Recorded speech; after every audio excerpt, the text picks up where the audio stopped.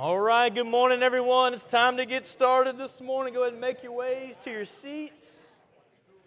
We're going to continue on in our Rooted in God's Story class series. If you've been with us, we're kind of at the climax of the story. We're in the life of Jesus. I think this is our third week in this, I guess that would be the creation, fall, fourth act of the story, fourth of the 6 acts of the story of God, however you want to break that up. I'll break it up in 6 acts. That's the climax of the story, right? And it's really important, as we've been talking about, in how we read the Bible. Jesus is the pattern, as we've been saying for weeks, and so I want to kind of bring that back to where this all started.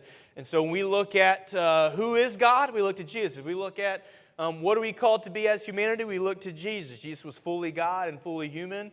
And he gives us the clearest picture of what both of those are called to look like. And so when we look at God's will even, we want to look to Jesus. As followers of Jesus, disciples of Jesus, we want to look to what we're called to be.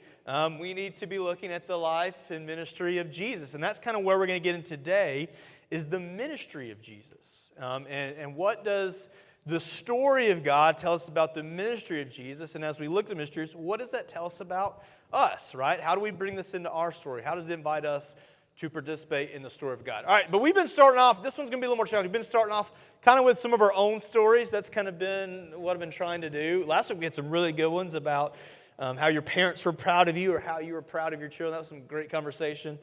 This one's going to be a little more challenging. You got to think really hard. I want you to think mostly about your children. Maybe there's one that you even had. But try to share a story about your children using a word incorrectly. A word they thought meant something and used it that way for a long time. I know this is hard.